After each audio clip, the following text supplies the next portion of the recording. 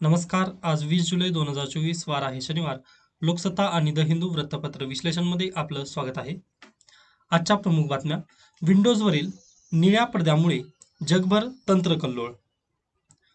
कालच्या मायक्रोसॉफ्ट सॉफ्टवेअरमधील जे बग आला त्याचे परिणाम कुठे काय काय झाले ते आपण पाहूयात. ऑस्ट्रेलियामध्ये वृत्तवाहिन्या बंद, दूरसंचार सेवा ठप्प. ब्रिटनमध्ये रुग्णांच्या नोंदी मिळत नसल्याने रुग्णालयीन कामकाजावर देखील परिणाम. नेक्स्ट, न्यूझीलंड दक्षिण आफ्रिकेमध्ये बँकांतील कामकाज विस्कळीत होऊन डिजिटल व्यवहारांनाही फटका. त्यानंतर अमेझॉन सह अनेक ई कॉमर्स सेवा विस्कळीत. लंडन, मिलान येथील भांडवली बाजारामध्ये गोंधळ. तर इस्रायलमध्ये रुग्णालय पोस्टाचे कामकाज बंद झालेले होते. त्यानंतर हे झालं जगभरातील परिणाम. त्यानंतर भारतामध्ये काय परिणाम झाला तर अगदीच पहा, भारतातील 200 पेक्षा जास्त उड्डाणे रद्द करावी लागली. मग पहा, या न्यूज मधून आपल्या एमपीएससी आणि युपीएससी ला मेन्स परीक्षेमध्ये कशा पद्धतीने प्रश्न बनू शकतो. तर अगदीच हा प्रश्न जो बनेल ना तो GS1 मध्ये येईल. GS1 मधून जागतिकीकरण या टॉपिक वरती हा प्रश्न बनेल. कारण पहा, फक्त मायक्रोसॉफ्ट ही कंपनीचं फक्त एक बग मुळे ना संपूर्ण जगावर याचा परिणाम झाला. व जगावर परिणाम म्हणजेच काय, तो टॉपिक कुठं होतो, ग्लोबलायझेशनचा परिणाम आहे. बरोबर. मग पहा, युपीएससीचे PYQ जर तुम्ही पाहिलेत ना, ग्लोबलायझेशन बद्दल युपीएससीने याच्या पूर्वीच भरपूर वेळेस प्रश्न विचारलेला आहे.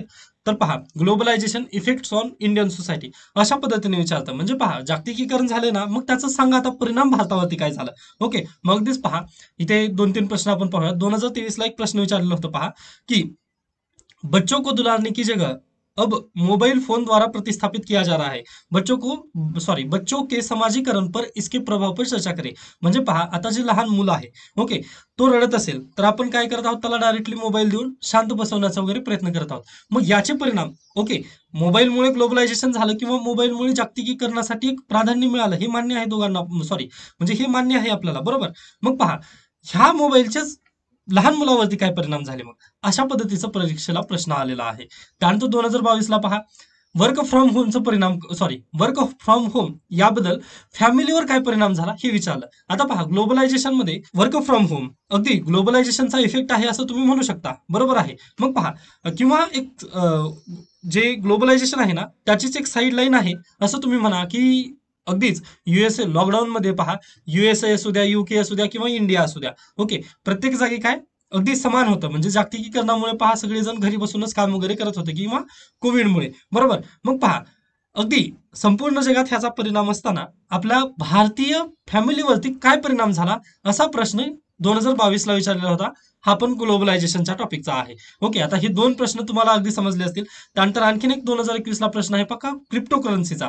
क्रिप्टो करन्सी पण अगदी फक्त भारत नाही आहे, तर अगदी सगळे जगातील जे प्रमुख देश आहेत ना त्यांच्या मार्फत काय क्रिप्टो करन्सी वगैरे यूज मध्ये येत आहे सध्याला. बरोबर. मग त्याचं भारतीय समाजावरती वगैरे काय परिणाम झाला असा परीक्षेला प्रश्न विचारलेले आहेत. मग 2024 ला नुकतीच ही ताजी घटना आहे पहा. बरोबर. मग या ताज्या घटनेवर पण परीक्षेला प्रश्न असा बनू शकतो, की पहा, की जे यांत्रिकीकरण झालेलं आहे पहा, आता जे सॉफ्टवेअर्स वगैरे आहेत याला आपण यांत्रिकीकरणामध्ये धरा. ओके, मग ह्या यांत्रिकीकरणामुळे जागतिकीकरणावरती काय परिणाम झाला विचारला जाऊ शकतो. हे GS1. त्यानंतर केंद्रीय लोकसेवा आयोगाची कबुली, नियुक्ती रद्द होण्याची चिन्हे, फसवणूक करून पूजा खेडकर IAS झाल्याचा युपीएससीने काल नोटिफिकेशन काढून त्यांच्या विरोधात तक्रार दाखल करत असल्याची कबुली त्यांनी काल दिलेली आहे. ओके, मग आता पाहूयात त्यांची IAS ची जी नोकरी वगैरे आहे की बहुना त्यांना लवासनाने पण वापस बोलवलेलं आहे, ते सर्व काही रद्द होण्याची जास्त आपल्याला चिन्हे तिथं दिसत आहेत. ओके, त्यानंतर नेक्स्ट न्यूज कडे आपण जाऊयात. त्यानंतर RT कायद्यातील दुरुस्ती घटनाबाह्य, आरक्षित 25% जागांवरील प्रवेश विना अनुदानित शाळांनाही बंधनकारक, न्यायालयाचा निर्वाळा. काल बॉम्बे हायकोर्टाचं अगदी चांगल्या पद्धतीचं जजमेंट आलेलं आहे. तर त्या जजमेंटला थोडंसं समजून घेण्याचा आपण प्रयत्न करूयात. पहा, आता महाराष्ट्र राज्य शासनाने पहा राईट टू एज्युकेशन, ओके, याचं इम्प्लिमेंटेशन केलेलं आहे. राईट टू एज्युकेशन कायदा कधीचा आहे, 2009 चा हा कायदा आहे. या कायद्यानुसार पहा, 25% ना आरक्षित जागा असतात. म्हणजे जे प्रायव्हेट शाळा असू द्या किंवा सरकारी शाळा असू द्या, जसं की ZP वगैरे जे स्कूल आहेत तिथे ना 25% आरक्षित तिथं जागा असतात. राईट टू एज्युकेशन अंतर्गत त्या भरल्या जायच्या असतात. मग झालं काय होतं पहा, जे प्रायव्हेट शाळा आहेत, आता उदाहरणार्थ जर तुमच्या आजूबाजूला जर इंटरनॅशनल स्कूल असेल, ओके, तर त्या इंटरनॅशनल स्कूलवरती पण काय असायचं, बंधन असायचं. राईट टू एज्युकेशन अंतर्गत 25% तुम्हाला जागा तिथं भरणं गरजेचं होतं. बरोबर आहे. मग पहा, अगदी त्या ज्या इंटरनॅशनल स्कूल होत्या किंवा प्रायव्हेट शाळा होत्या ना, त्यांनी याच्यापूर्वी आजपर्यंत त्यांनी काय केलं पहा, की अगदीच त्यांना प्रवेशित वगैरे दिलं. हे 25% जागा वगैरे त्यांनी भरून घेतल्या. पण मागच्या 2-3 वर्षापासून झालेलं काय पहा, जी प्रवेश दिलेले आहेत 25%. ओके. त्याचं जी फीस असते, विद्यार्थ्यांची जी फीस, आता इंटरनॅशनल स्कूल म्हटल्यानंतर पहा अगदीच लहान जरी मूल असेल, फर्स्ट क्लास किंवा सेकंड क्लास वगैरे म्हणजे अगदी पहिली दुसरीचं जरी लेकरू असेल ना, तरी त्याला 40-50 हजार तर नक्कीच फीस असते इंटरनॅशनल स्कूलला. बरोबर. मग अगदीच 25% जे विद्यार्थी होते ते कुठून आरटीई अंतर्गत घेत होते इंटरनॅशनल स्कूलवाले. मग ह्या आरटीई अंतर्गत जी फीस पेड करायची असते, ओके, ती पेड कोण करणार होतं? आरटीईची जी फीस होती ते कोण द्यायचं होतं? शासनाला द्यायचं होतं. पण शासनाजवळ नाहीत पैसे, कारण आपण कालच पाहिलेलं आहे किंवा मागच्या लेक्चर्समध्ये आपण काय पाहिलेलं आहे की महाराष्ट्र सरकारजवळ आज काय बजेट नाहीये, आमदनी अठ्ठ्याण्णी खर्चा रुपया झालेला आहे. बरोबर. मग यामुळे महाराष्ट्र शासनाने काय केलं पहा, अगदीच जे आरटीईचे जे रूल्स आहेत ना त्यालाच अमेंड करण्याचा प्रयत्न त्यांनी केला. बरोबर. मग त्यांनी काय म्हटलं पहा, जे प्रायव्हेट शाळा आहेत आजपासून म्हणजे 2024 शैक्षणिक वर्ष 2024 आणि 25 साठी तुम्हाला प्रायव्हेट शाळेमध्ये आरटीई अंतर्गत प्रवेश घेता येणार नाही, किंवा प्रायव्हेट शाळांनी आरटीई अंतर्गत प्रवेश देऊ नये, असं त्यांनी डायरेक्टली तिथं ठणकावून सांगितलं 2024-25च्या विद्यार्थ्यांसाठी. बरोबर. मग ती किंवा तशा पद्धतीने त्यांनी अमेंडमेंट केली. ओके. ती अमेंडमेंट म्हटल्यापेक्षा तुम्ही काय वटहुकमच काढलेले होते त्यांनी. ओके. फेब्रुवारी महिन्यामध्ये विदाऊट सेशन त्यांनी काय वटहुकम काढलेला होता. बरोबर. मग पहा, हे वटहुकम काढल्यानंतर किंवा हे अध्यादेश होतं, ह्या अध्यादेशाला काय लगेच बॉम्बे हायकोर्टामध्ये काय झालं, चॅलेंज करण्यात आलं. बॉम्बे हायकोर्टामध्ये चॅलेंज झाल्यानंतर पहा, मे महिन्याच्या सुनावणीमध्ये बॉम्बे हायकोर्टाने या घटनेला स्टे दिलेलं होतं. व अगदीच परत एकदा त्यांनी काय म्हटलेलं होतं पहा, की जे विदाऊट ग्रँट वगैरे ज्या शाळा आहेत किंवा ज्या प्रायव्हेट शाळा वगैरे आहेत तिथं 25% तुम्हाला देणं गरजेचं आहे, असं त्यांनी म्हटलेलं होतं. व त्या ऑर्डरला स्टे देऊन त्यांनी काय केलं होतं पहा, 21 मेच्या दरम्यान परत काय त्यांनी एक्सटेन्शन डेट वगैरे दिली होती आरटीई साठी. बरोबर. हे इथपर्यंत तुम्हाला आय होप समजलेलं असेल. मग याच्या पुढे पहा, काल अगदीच बॉम्बे हायकोर्टाचं जजमेंट आलं. व बॉम्बे हायकोर्टाने काय म्हटलं पहा, राईट टू एज्युकेशन आपण केव्हा पाहिलेलं आहे, आता मॅगझिनकडे जाऊयात आपण. ओके. एकच मिनिट द्या. आय थिंक कालच त्याबद्दल आपण थोडंसं डिस्कस केलं होतं. आय थिंक नाही, परवा दिवशीचा आहे हे, फर्स्ट लेक्चरमध्ये होतं हे. हे पहा, आपला भारतीय संविधानामध्ये फंडामेंटल राईट्स 21 यामध्ये ही जी ए आहे ही केव्हा टाकण्यात आलेलं आहे, constitutional 86th amendment act 2002. Okay. व याचं इफेक्ट केव्हापासून चालू झालेला आहे पहा, 2010 पासून याचा इफेक्ट चालू झालेला आहे. आय होप तुम्हाला समजलेलं असेल. म्हणजे राईट टू एज्युकेशन कायदा कधीचा झालेला आहे पहा, राईट टू एज्युकेशन कायदा 2009चा आहे. ओके. व याचा इफेक्ट कधीपासून चालू झालेला आहे, 2010 पासूनचा याचा इफेक्ट आहे. व कॉन्स्टिट्यूशन अमेंडमेंट कितवी आहे ही, तर 86वी घटनादुरुस्ती आहे. ओके. आय होप हे पॉईंट तुम्हाला समजलेला असेल. बरोबर. मग पहा, ही काय आहे, घटनादुरुस्ती आहे किंवा हे भारतीय संविधानामध्ये काय म्हटलेलं आहे पहा, भारतीय संविधान यामध्येच काय म्हटलेलं आहे की जे गव्हर्नमेंट असेल त्यांनी सर्वांना मोफत शिक्षण वगैरे तिथं प्रोव्हाइड करायचं आहे, कारण आरटी कायदा पण तिथं तशा पद्धतीने दिलेला आहे. व प्रत्येकाला स्कूलिंग कंपल्सरी करण्यात आलेली आहे, कारण प्रत्येक बालकाचं किंवा प्रत्येक नागरिकाचं ते काय आहे, हक्क आहे, असं भारतीय संविधान आपल्याला म्हटलेलं आहे. बरोबर.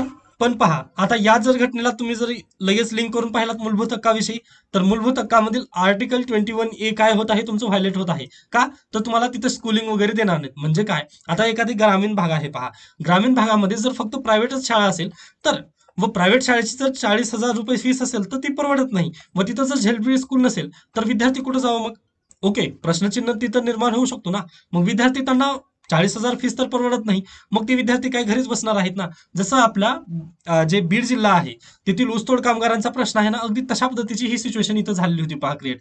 त्यामुळेच बॉम्बे हायकोर्टाने काल महाराष्ट्र सरकारला फटकारलेलं आहे की बा हे असं करू शकत नाही तुम्ही, हे घटनाबाह्य आहे असं त्यांनी म्हणत, जे पूर्वीचं जे आरटीई 2009चा जो कायदा आहे ना त्याला पूर्ववत करण्याचे चिन्ह किंवा पूर्ववत करण्याचा निर्देश काल बॉम्बे हायकोर्टाने काल दिलेला आहे. ओके. हे आपण अगदी योग्यरित्या इथं पाहिलेलं आहे. डन. मग आय होप तुम्हाला हे सर्व पॉईंट समजलेले असतील की आता काय सर्वांनाच 25% म्हणजे प्रत्येक शाळा असू द्या त्या शाळेमध्ये आता काय 25%ची जी सवलत पूर्वी दिली जायची आरटी अंतर्गत प्रवेशाची, ती परत एकदा काय रिस्टोर करण्यात आलेली आहे. मग आता ह्या पॉइंटला थोडंसं आपण एक्सटेन्शन जर केलं तर आपल्याला काय दिसतं पहा, एकीकडे महाराष्ट्र सरकार काय करत आहे, लाडकी बहीण किंवा लाडका भाऊ ही योजना आणत आहे. ओके.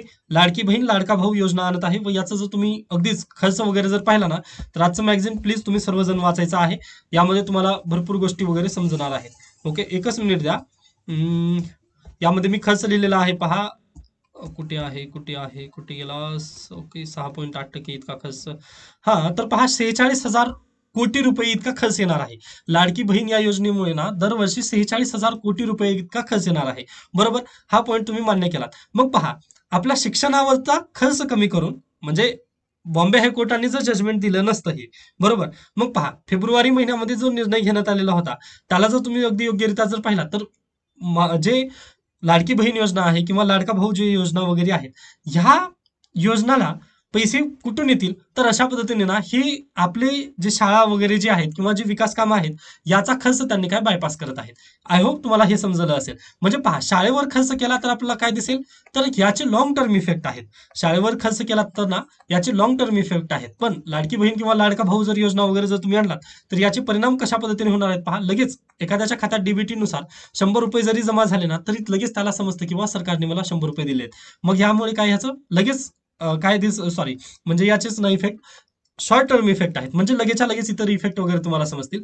पण याचे ना लॉंग टर्म इफेक्ट आहेत. म्हणजे पहा, आज एखाद्या विद्यार्थ्यावर, म्हणजे आता एक पहिलीचा विद्यार्थी आहे, या पहिलीच्या विद्यार्थ्यावर जर सरकार 100 रुपये खर्च करत असेल व त्यामुळे जर तो शिक्षणाच्या प्रवाहात येत असेल, तर हा पूर्ण 11वी 12वी वगैरे पास करेल. पण तोपर्यंत हे सरकार राहील का? किंवा तो व्यक्ती मला लक्षात ठेवेल का? 12वी पास झाल्यानंतर पहा, पहिलीचं वगैरे आपल्याला आठवतं का त्यावेळेस सरकार कोण होतं किंवा त्या सरकारने मला मदत केली होती?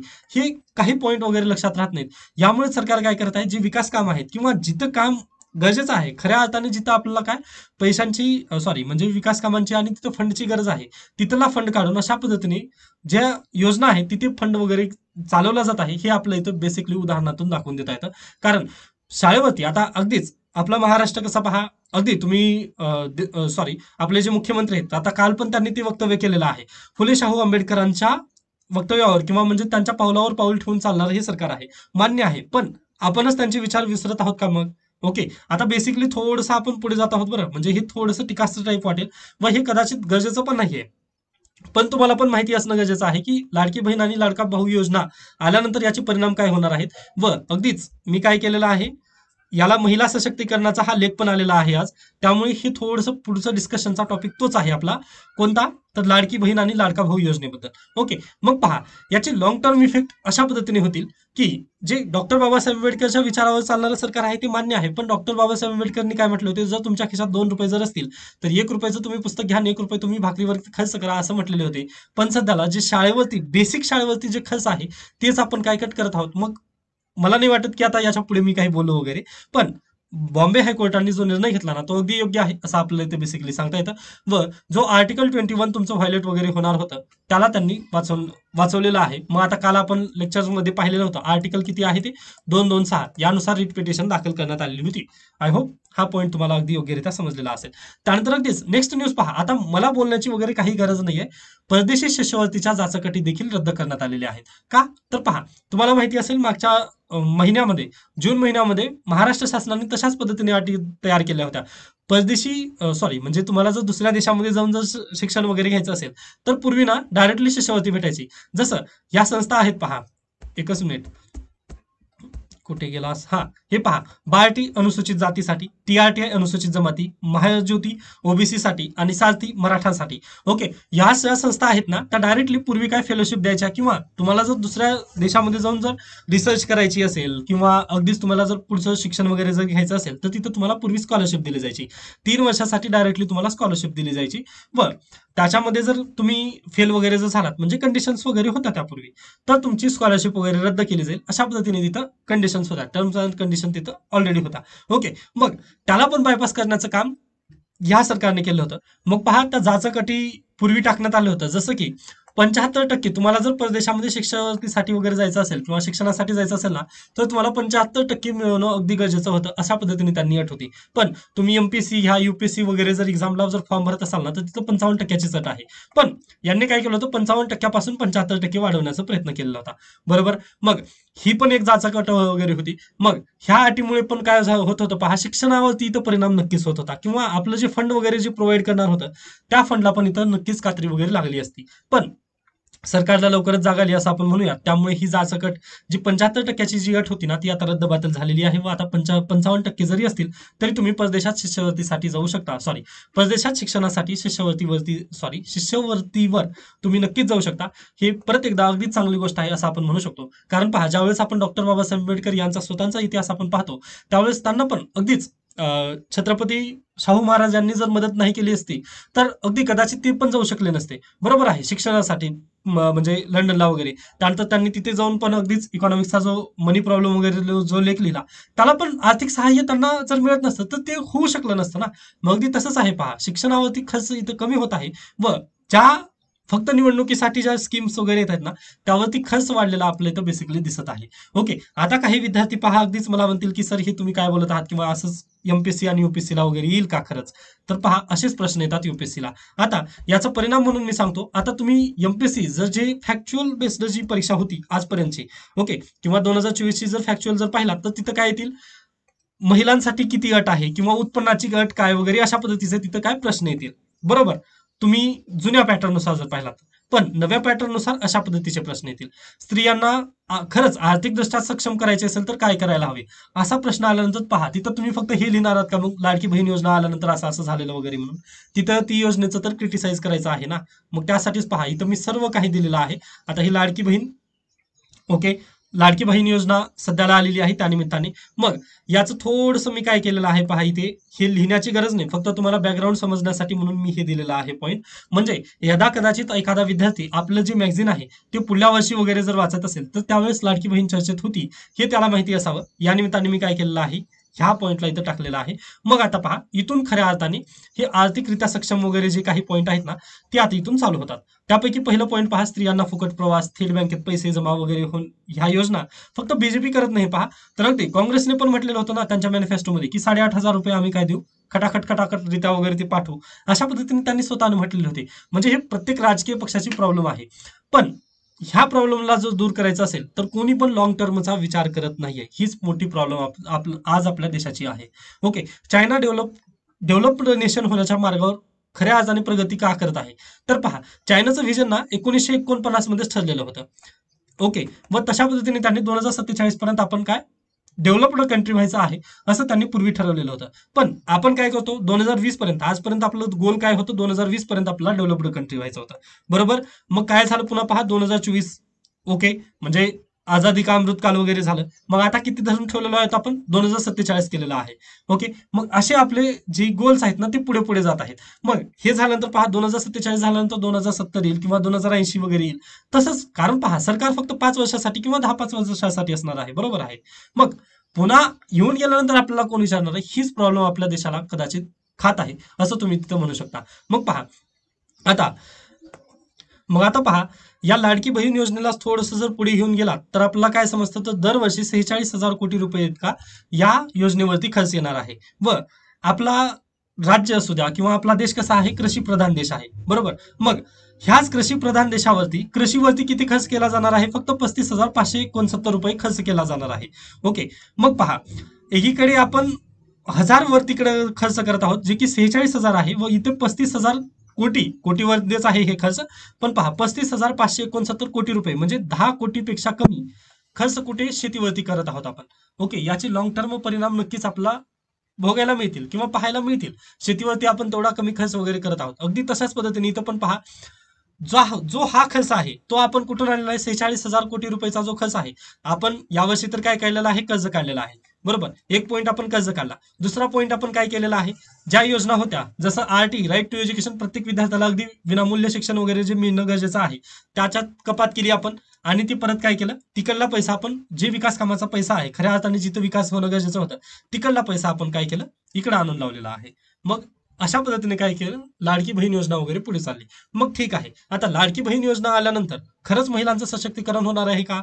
ओके. म्हणजे पॉईंट आपला तेच आहे ना. आता परीक्षेचा तर प्रश्न तेच आहे. म्हणजे आता 10 मार्काचं किंवा 15 मार्काचं जर अशा पद्धतीने महिला सशक्तीकरणावरती जर प्रश्न आला, तर तुम्हाला लिहिणं तर गरजेचंच आहे पहा. मग इथं तुम्ही लिहू शकता का लाडकी बहीण योजनेमुळे प्रत्येक महिलेचा वगैरे तिथं विकास झाला? तर बिलकुल विकास होऊ शकत नाही ना. कारण पहा, आता अगदीच एखाद्या कुटुंबाचं उत्पन्न 8 लाख असेल. ओके. एखाद्या कुटुंबाचं उत्पन्न 8 लाख असेल, पण 8 लाख जरी उत्पन्न असलं म्हणजे त्या महिलेचा विकास झालेलाच आहे किंवा त्या घरातील महिलेचा विकास झालेला आहे असं प्रूव्ह होत नाही ना. ओके. मग अगदी तेच आहे, तिच्यावरती डोमेस्टिक व्हायलन्स वगैरे होतच असतील, तशा पद्धतीने केस कदाचित बाहेर आले नसतील, पण नक्कीच तिथे पण कुठेतरी लूप होल्स वगैरे असतीलच ना. मग इन्कमच्या बेसिसवर आपण तिथं आखवू शकत नाही. त्यामुळे लाडकी बहीण योजना जी आहे ना, ती फक्त निवडणुकीसाठी हे स्टंट आहे हे आपल्याला मान्य करणं गरजेचं आहे.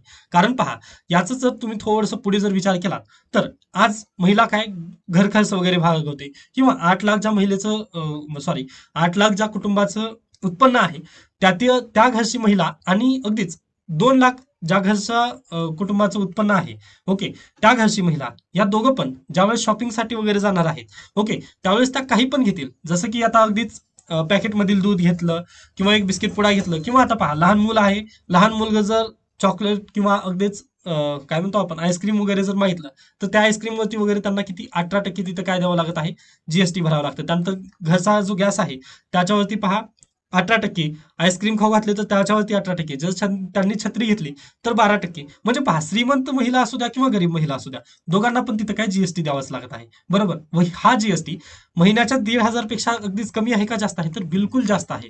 आय होप तुम्हाला आता पॉईंट क्लिअर होत असेल. म्हणजे एकीकडे सरकार तुम्हाला 1,500 रुपये देत आहे पण तुमच्या खिशातून 3,000 रुपये काढून घेत आहे, हे आपलं बेसिकली समजणं गरजेचं आहे. त्यानंतर जे राईट टू एज्युकेशन आहे तिथला पण पैसा ह्या अशा स्कीम मध्ये जर लागलं तर आपलं लॉंग टर्म तर आपला लॉंग टर्म जो विकास होणार होता तो पण इथं बट्ट्यावर होईल, याची आपण इथं शाश्वती नक्की देऊ शकतो. ओके. मग त्याच्यानंतर आणखीन जर पुढे गेलात तुम्ही तर पहा इथे दिलेला आहे जीएसटी हा प्रत्यक्ष कर आहे. प्रत्यक्ष कर आणि अप्रत्यक्ष कर ही आपण कुठे संकल्पना इकॉनॉमिक्स मध्ये वगैरे पाहतो. ओके.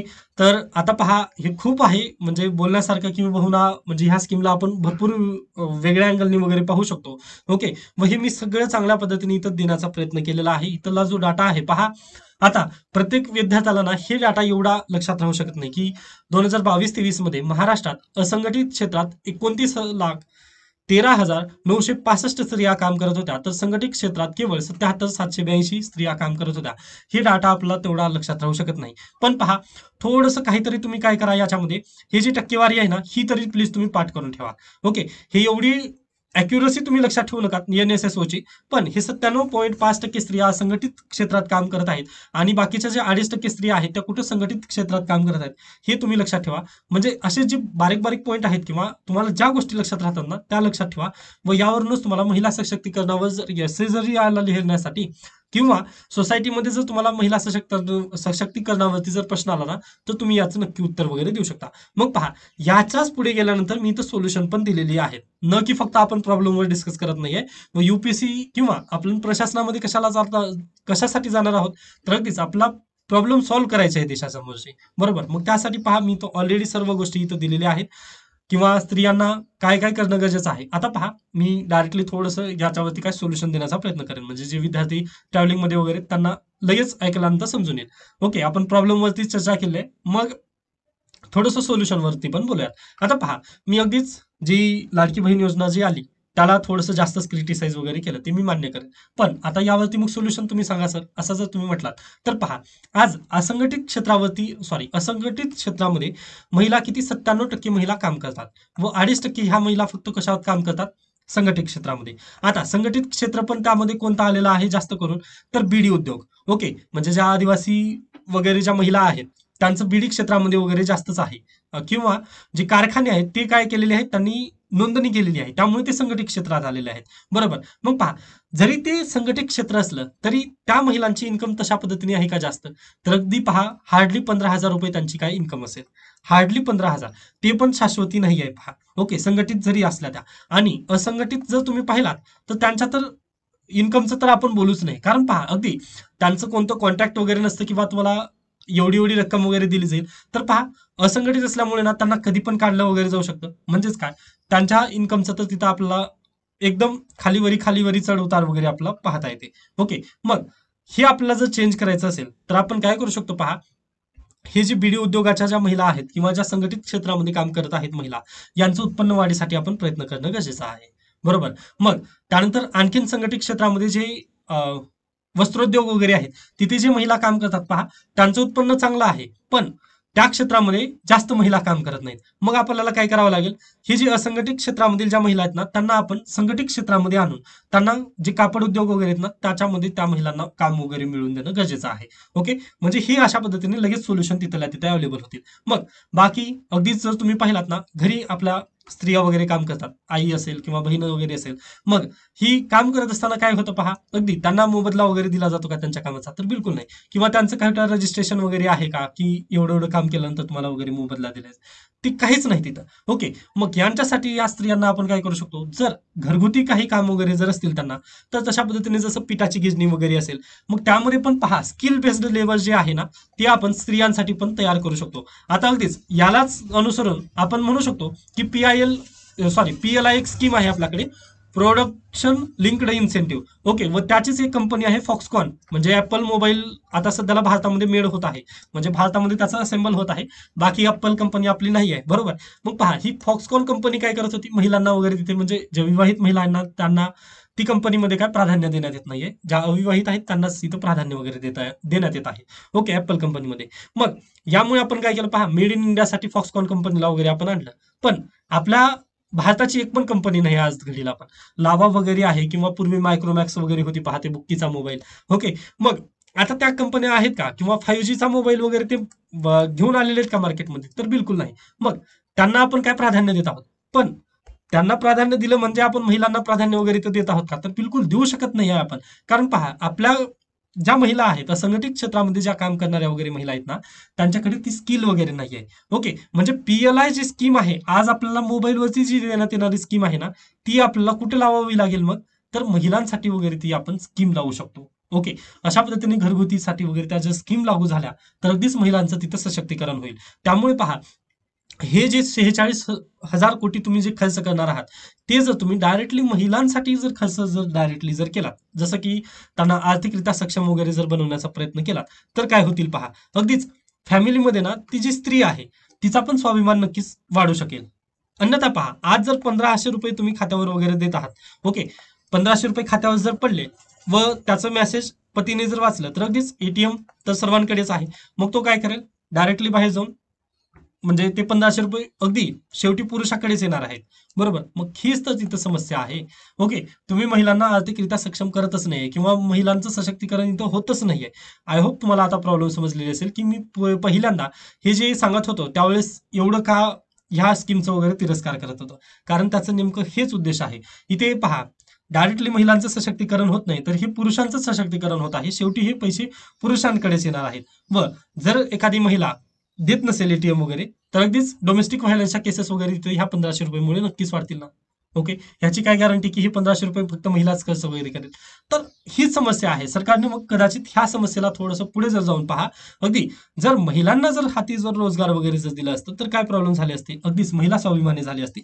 मग एकदा महिलाकडे जर ज्यावेळेस स्वाभिमान वगैरे येतो ना, तर ऑटोमॅटिकली काय होत असतं पहा, अगदीच तिथं महिला सशक्तीकरण होत असतं. आपला तिथं घरोघरी वगैरे जाऊन पुन्हा ते स्कीम वगैरे आलेली आहे का वगैरे ते चेक करण्याची वगैरे गरज नसते. ओके, महिला एकदा घराबाहेर पडली म्हटल्यानंतर पहा पुन्हा आपल्याला सशक्तीकरणासाठी तिथे चांगली पावलं वगैरे आपण उचलू शकलो असतो. पण कदाचित ते शक्य झालं नाही, किंबहुना आपण एक संधी दवडली आहे असं आपण इथं म्हणू शकतो.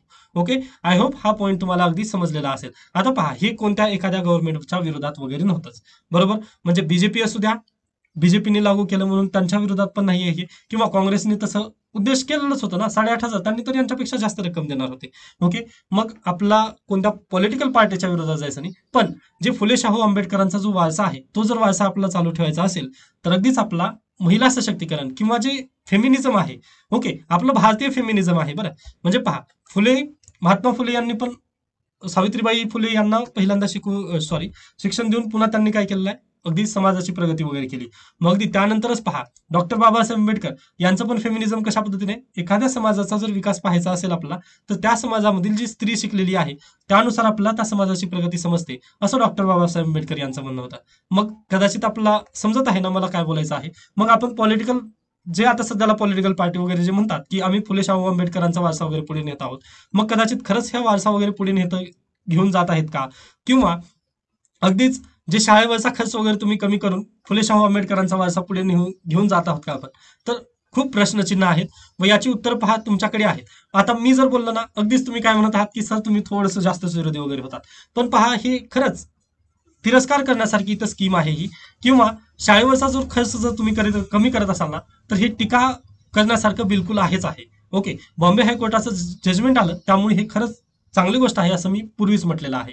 आता काही विद्यार्थी सहमत असतील या विचाराशी, काही विद्यार्थी सहमत नसतील, पण पहा तुम्हाला रियालिटी तर तुम्हाला आणि मला दोघांना पण रियालिटी तर ही एक्सेप्ट करावीच लागेल. आता पहा निगेटिव्ह कमेंटमुळेच थोडंसं मला भीती वाटते की काय बोलायचं तर तशा विद्यार्थ्यांना. कारण पहा युपीएससी मध्ये आला किंवा एमपीएससी मध्ये जरी गेला तर प्रॉब्लेम काय आहे पहा, तुम्हाला न्यूट्रल राहण्याला प्रयत्न करणं गरजेचं आहे. व जे चुकीचं आहे ना त्याला चूक म्हणता येणं पण खूप गरजेचं आहे. म्हणजे अगदी लोकशाही आहे ना, मग अगदीच नरेंद्र मोदी यांनी पण म्हटलेलं होतं पहा एका इंटरव्ह्यूमध्ये की मला टीकास्त्र केलेलं वगैरे खूप आवडतं म्हणून. मग अगदी तशा पद्धतीने हे चुकीचं आहे, तर त्यामुळे आपल्याला चूक म्हणणं गरजेचं आहे पहा. ओके, व हे शिक्षणाबाबत तर आपण तशा पद्धतीने करू शकत नाही. कारण आपल्या पहा आज द हिंदू वगैरे स्वतः आपण का वाचू शकत नाहीये. ओके, किंवा मॅगझिनची वगैरे आपल्याला का गरज पडत आहे. ओके, किंवा क्लासेसची वगैरे गरज का पडते. तर अगदीच आपलं एज्युकेशन तशा पद्धतीने झालं नाहीये ना. ओके, जर इंटरनॅशनल स्कूलमध्ये आपण पण शिकलो असतो तर नक्कीच आपली पण युपीएससी वगैरे पहिल्याच अटेम्प्टमध्ये झाली असती. मग हेच काही समस्या आहेत, ते प्लीज रियालिटी तुम्ही एक्सेप्ट करा. त्यानंतर आज पहा चंद्र दिवस आहे, किंवा लक्ष्मणांच्या इंद्रगुहात भटकणारा तो चंद्र. आज चंद्र दिवस कशामुळे आपण हे करत आहोत, तर पहा आज पहिली जी चंद्र मोहीम होती नासा अंतर्गत जी ही केलेली होती, ती 20 जुलै 1969 रोजी नील आर्मस्ट्रॉंग यांनी पहिल्यांदा चंद्रावरती पाऊल ठेवलं होतं, त्यामुळे ती यशस्वी झालेली. मग अगदीच त्याला अनुसरून आज हा चंद्र दिन वगैरे साजरा करण्यात येत आहे. मग आता फक्त चंद्र आपला आहे का, किंवा अगदीच फक्त जे सायंटिस्ट आहेत त्यांचा आहे का, तर बिलकुल नाही. तर अगदीच जे प्रेयसी किंवा प्रियकर वगैरे असतील त्यांचा पण चंद्र आहे, कवयित्रींचा चंद्र आहे. म्हणजे त्यानंतर आपला मामा आहे, म्हणजे आपण जेव्हा लहान होतो त्यावेळेस पृथ्वीचा भाऊ, किंवा म्हणजे पृथ्वीचा एकमेव उपग्रह, त्याला आपण बाबा अशा पद्धतीने आहे ना. मग त्यासाठी हे चंद्राचा दिवस तुम्ही लक्षात ठेवा. ओके, त्यानंतर पुढे चला. आज म्हणजे आपण लाडकी बहीण जी योजना आहे त्याबद्दल खूप बोललेलं आहे. ओके, आता पहा ते खूप गरजेचं पण होतं व परीक्षेला हेच प्रश्न येतील पहा. युपीएससी अशाच पद्धतीची आहे. जर तुम्ही न्यू पॅटर्न जर अभ्यास करत असाल ना, तर हेच आहे, वैचारिकच तुम्हाला लढाई लढावी लागेल. बाकी जर तुम्ही पूर्वीचं ओल्ड पॅटर्न जर पाहिलात तर अगदीच त्याचे 2-4 पॉईंट जरी तुम्ही फॅक्ट बेस्ड वगैरे जर पाठ केला तर ते तुमचं मोर दॅन सफिशियंट होतं. पण अँसर कसं लिहिणं गरजेचं आहे, तर हेच आहेत. हे जे तुम्हाला आकडेवारी वगैरे मी सांगितले ना, अशाच पद्धतीने तुम्हाला अँसर लिहावा लागेल. व एखादे शिक्षक वगैरे जर डायरेक्टली तुम्हाला स्टेटमेंट वाईज वगैरे जर देत असेल तर प्लीज तुम्ही फसत आहात हे लक्षात घ्या. कारण विदाऊट आकडेवारी वगैरे तुमचं व्हॅल्युएशन होणार नाही व तुम्हाला 1 वर्ष तिथं नक्कीच द्यावं लागेल. ओके, मी असं का म्हणतोय, कारण मी आन्सर पाहिलेले आहेत किंवा मी तशा पद्धतीने शिक्षकांचे स्टेटस पाहिलेले आहेत राज्यसेवेची नवीन बॅच आल्यामुळे. मग मला खूप वाईट वाटलं किंवा असं जर होत असेल तर विद्यार्थ्यांना लवकरात लवकर गाईड करणं खूप गरजेचं आहे. ओके, त्यामुळे प्लीज आन्सर रायटिंग जे विद्यार्थी करत आहेत किंवा ज्यांना करायची आहे त्यांनी प्लीज कॉन्टॅक्ट करा, मी आहे सोबत. असं मी याच्या पूर्वी पण म्हटलेलं आहे व परत तुम्हाला ती थोडंसं सहकार्य करण्याबद्दल सांगतच आहे. ओके, त्यानंतर पुढे चला. पर्यटन क्षेत्रात 1 लाख कोटींची गुंतवणूक. आता पहा हा पॉईंट मी आपल्या मॅगझिन मध्ये आज टाकलं नाही, सॉरी फॉर दॅट, म्हणजे मी विसरलो आहे. पण ही जी आकडेवारी आहे, सॉरी, हे जे पॉईंट्स आहेत ना, हे आपल्या मॅगझिन मध्ये खूप गरजेचे आहेत. म्हणजेच काय, गिरीश महाजन यांनी काय पर्यटन धोरण जाहीर केलं. ओके, मग यांनी काय म्हटलेले आहेत पहा, आम्ही हे करणार आहोत. बरोबर आहे. मग आपल्याला पण पर्यटनवर जर प्रश्न विचारला ना तर आपण सोल्युशन म्हणून पण हेच द्यायचे आहेत. ओके, स्वतःहून जास्त रिसर्च वगैरे करायचं नाही किंवा जास्त डोकं वगैरे तिथं लावायचं नाही, गरज नाही आहे काही. तर फक्त मी याचं कात्रण काय करेन, आपलं जे मॅगझिन आहे त्यामध्ये परत एकदा अपडेट करून देईन. ओके, त्यामध्ये हे राहू द्यात. ज्यावेळेस पर्यटनाबद्दल वगैरे प्रश्न आला ना, लगेच तुम्ही काय करा, हे कात्रण एकदा वाचून घेतलं की ते तुम्हाला समजून जाणार आहे. डन. त्यानंतर पुढे पूजा खेडकर यांचे वडील दिलीप खेडकर यांच्यावरती पण पहा 2दा निलंबन झालेलं होतं त्यांचं.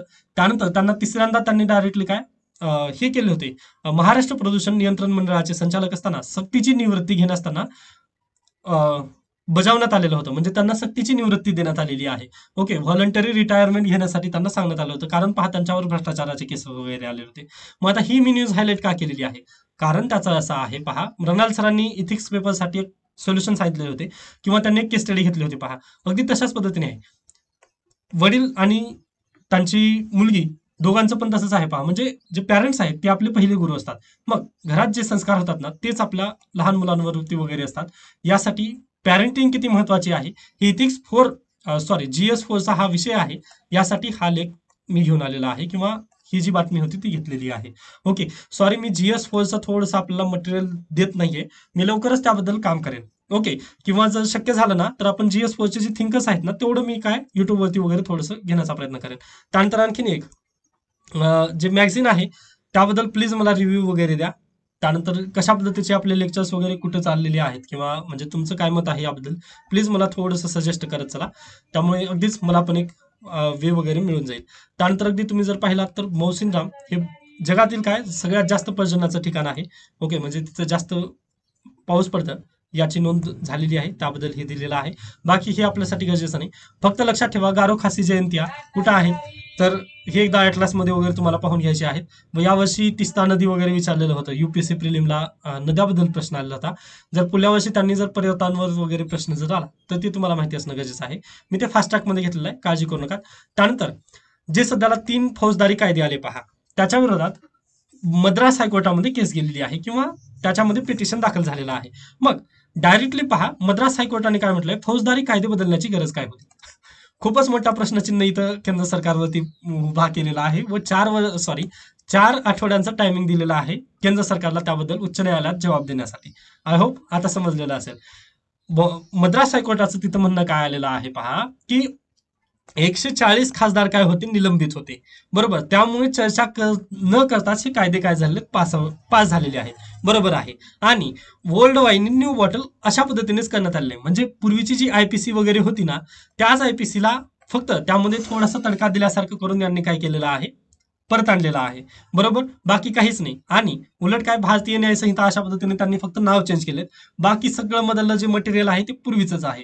मग असं असताना तुम्ही त्या फक्त IPCला अमेंड करायचं होतात ना, हे नवीन कायदे आणण्याची गरज काय. किंवा जे वकील आहेत, आता पहा वकिलांना पण हे परत एकदा BNS त्यांचं कितवं कलम कोणतं कशासाठी आहे हे सर्व पाठ करणं गरजेचं आहे.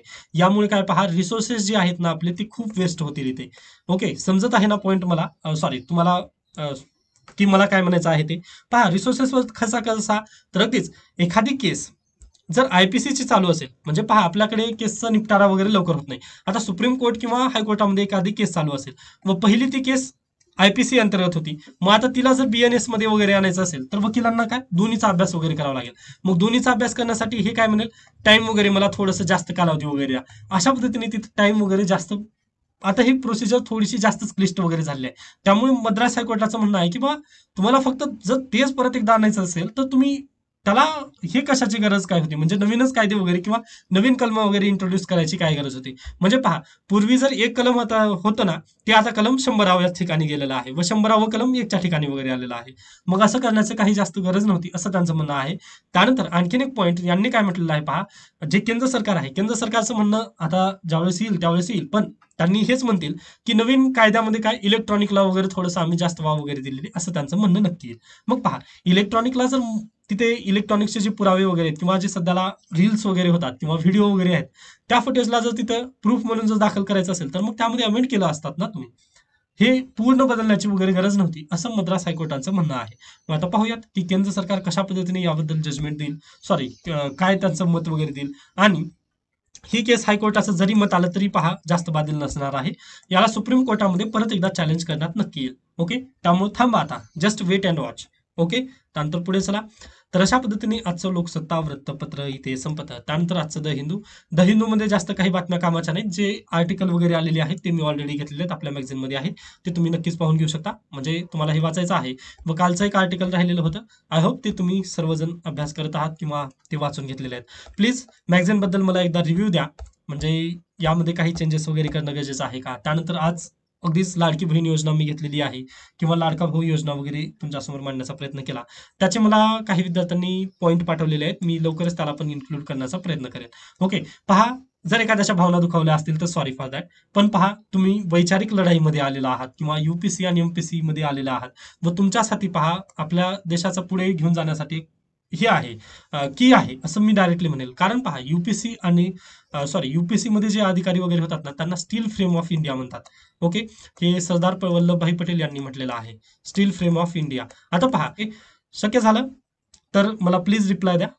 आपण भेटू उद्याला. ओके, धन्यवाद.